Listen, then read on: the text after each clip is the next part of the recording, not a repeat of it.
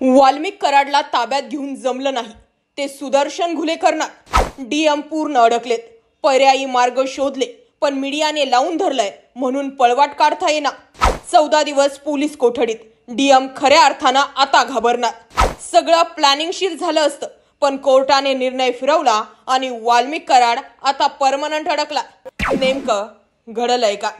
Valmik कराडने surrender केलं त्यावेळी खऱ्या अर्थानं गृहमंत्री म्हणून देवेंद्र फडणवीस आणि पोलीस म्हणून बीडचे पोलीस कशा पद्धतीने अपयशी ठरले हे दिसून आलेलं आहे। 22 दिवस उलटले, कॉलर टाईट करून वाल्मिक कराड समोर येतो, अगोदर व्हिडिओ करतो, मी माझा अटकपूर्व जामीन घेऊ शकतो पण मी तसं न करता कायदेशीररित्या अटक होतोय हे सांगून कायद्यालाच एका प्रकारे चॅलेंज करत होता।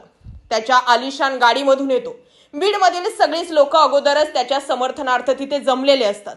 खरा घोळ तिथेच होतो ज्यावेळी परळीहून लोक ज्या ठिकाणी वाल्मिक कराड सरेंडर करणार आहे त्याच ठिकाणी येऊन पोहोचतात आणि मीडिया तिथेच त्यांना प्रश्न करायला सुरुवात करते। खऱ्या अर्थानं हे कसं प्री प्लॅनिंग झालंय हे समोर आलं। आता पुढे जाऊन सगळे घटनाक्रम उलटा फिरला, तो म्हणजे जेव्हा 14 दिवसांची पोलीस कोठडी ही वाल्मिक कराडला झाली। बीड जिल्ह्यातील मस्साजोगचे सरपंच संतोष देशमुख यांच्या निर्घुण हत्येनंतर समाज मन सुन्न झाले, त्याचे पडसाद राज्यभर उमटले। या हत्या प्रकरणात 4 आरोपींच्या अगोदरच मुसक्या आवळण्यात आल्या तर काल सरत्या वर्षाच्या अखेरीस वाल्मिक कराडने स्वतः पुण्यातील पाषाण रोडवरील गुन्हे अन्वेषण विभागाच्या कचेरीत आत्मसमर्पण केलं।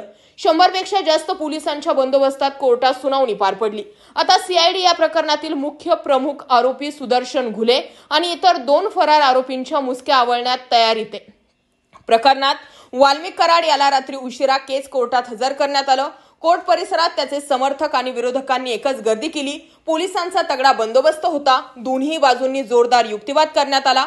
हत्येतील मुख्य आरोपी सुदर्शन घुले हा फरार आहे, त्याचा ठाव ठिकाणा माहिती करायचा आहे।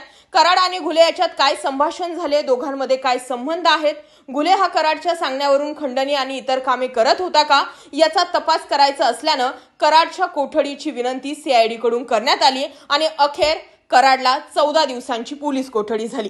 आता हे झालं इथपर्यंतच, पण तुम्ही एक गोष्ट नोटीस केली का की जर मुख्य आरोपी हा सुदर्शन घुले आहे आणि वाल्मिक कराड 22 दिवसांनंतर सरेंडर करतो तर मग याचा अर्थ असा की सुदर्शन घुलेला व्यवस्थित जागी पोहोचवण्यात आले जेणेकरून तो हाताशी लागणार नाही।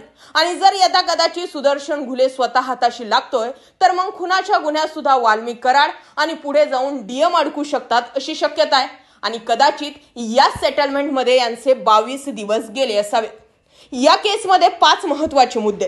त्यातील पहिला मुद्दा, सुदर्शन घुले ताब्यात आला की वाल्मिक कराड महत्त्व संपतंय, सोबतच कराडचा बाहेर येण्याचा मार्ग कायमचा बंद होतो।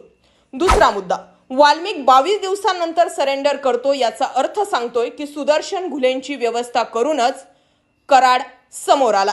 सुदर्शन घुले हा पकडला गेला तर वाल्मिक कराड आणि धनंजय मुंडे हे जर या प्रकरणात असतील तर ते याच ठिकाणी 0 होतात। चौथा मुद्दा, गृहमंत्री म्हणून फडणवीसांची थुथू झाली, सोबतच अजित पवारांवर लागलेले शिक्के आता कधीच पुसले जाणार नाही।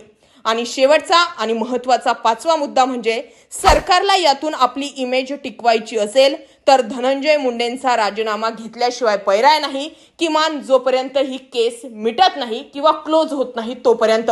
कारण अजित पवार असो किंवा भाजप असो, दोन्ही पक्षांवरती हे शिक्के लागलेत की हे अगोदर आरोप करतात, आरोपी किंवा ज्याच्यावरती आरोप केलाय तो व्यक्ती जेव्हा आपल्या पक्षात येतो त्यानंतर त्याला तांदळासारखं धुतात। आणि त्यामुळे आता हे जे महात्मे आहेत आणि विशेषतः धनंजय मुंडे यांच्यावरती जे आरोप झालेले आहेत त्या आरोपांना लक्षात घेऊन तात्पुरत्या स्वरूपात धनंजय मुंडेंचा राजीनामा घ्यावा। जर ते या प्रकरणामध्ये कुठेही दोषी नसतील तर त्यांना पुन्हा मंत्रिमंडळामध्ये घ्यावं किंवा धनंजय मुंडेंनी स्वतःहून आपल्या मंत्रिपदाचा राजीनामा द्यावा। आणि आता बीडचा बिहार झालेलाच आहे हे स्पष्ट झाल्यानंतर धनंजय मुंडे किंवा पंकजा मुंडे दोघांपैकी कुणालाही बीडचं पालकमंत्रीपद देऊ नये, इतर कुठलाही नेता पालकमंत्री म्हणून द्यावा ही संभाजीराजेंनी केलेली मागणी। याबाबत तुमचा काय विचार आहे याबाबतही व्यक्त व्हा। जय महाराष्ट्र।